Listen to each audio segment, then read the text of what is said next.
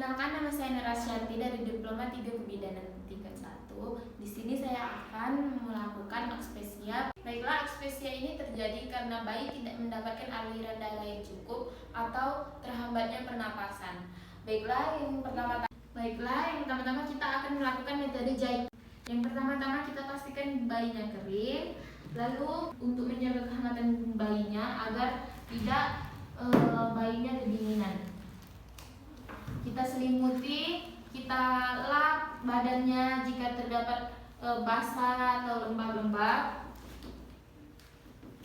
Lalu selanjutnya kita atur posisi janin atau kita atur posisi bayi. Kita pastikan pernapasannya tidak menghalang. Kita tinggikan dadanya agar dada lebih tinggi daripada kepala atau posisinya menegada seperti ini. Lalu selanjutnya jika janin sudah dalam posisi kering dan hangat, lalu kita hisap lambungnya untuk mengambil cairan yang menghalangi pernapasan.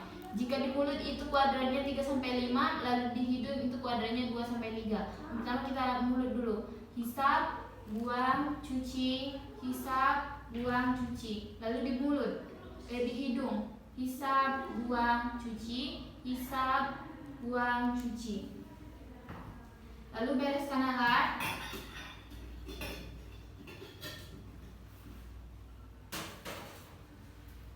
Lalu keringkan janinnya. Kita keringkan, lalu kita ganti dengan selimut atau dengan bedong bayi. Kita gosok-gosok belakangnya.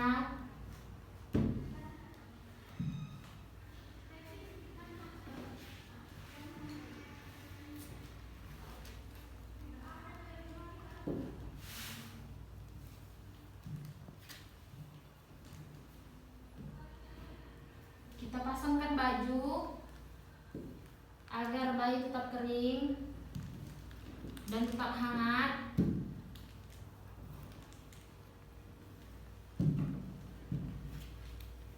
Lalu selimuti, pastikan kering. Baiklah, di sini kita akan mengatur posisi janinnya kembali. Di sini kita akan mengatur posisinya, kepalanya menghadap ke arah saya. Di sini kita akan melakukan penilaian ulang kembali kepada bayi, yakni dengan metode Apgar Score, yang mana kita menilai bayi ini jika nilainya atau skornya di bawah 7-3 itu normal. Lalu jika di bawah itu 4-6 itu berarti bayinya mengalami asphyxia ringan. Lalu jika 0-3 itu bayinya mengalami asphyxia berat.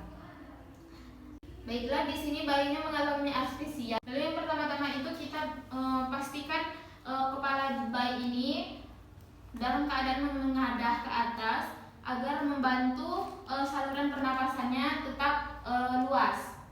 Lalu selanjutnya kita atur posisi lampunya sejauh 60 cm. Lalu selanjutnya kita melakukan percobaan ventilasi 2 kali. Pastikan mulut dan hidungnya berada di dalam sungkup. Selanjutnya kita akan melakukan penilaian dengan menggunakan stetoskop. Kita dengarkan denyut jantungnya. Jika belum normal atau bayi masih megap-megap, lalu kita akan melakukan ventilasi. Lalu kita akan melakukan percobaan ventilasi 2 kali. Pada janin pastikan hidung dan mulutnya ini berada di dalam sungkup. 1, 2. Pastikan bagian dadanya ini mengembang. Itu berarti ventilasinya masuk ke dalam mulut dan hidung bayi. Lalu selanjutnya kita akan melakukan ventilasi di sini kita akan melakukan ventilasi 20 kali dalam 30 detik. Lalu pertama-tama kita siapkan dulu waktunya atau jam atau timer.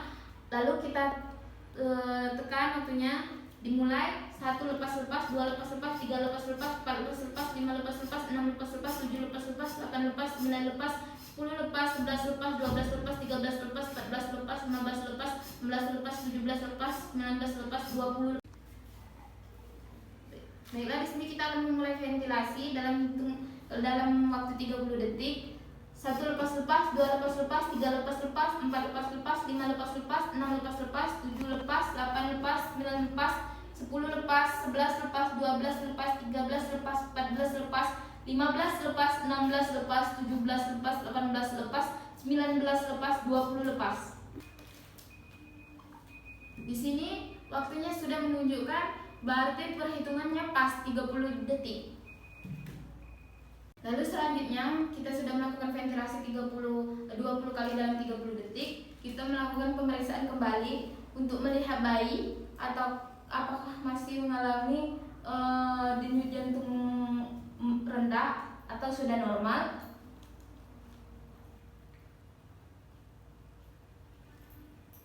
Lalu kita nilai apakah bayi masih menggap-enggap dan kita nilai menggunakan Apgar score. Lalu jika sudah ada refleks, kita memberikan kepada ibunya. Lalu kalau misalnya tidak ada refleks, kita siapkan rujukan kepada si ibu, kita minta persetujuan kepada keluarganya.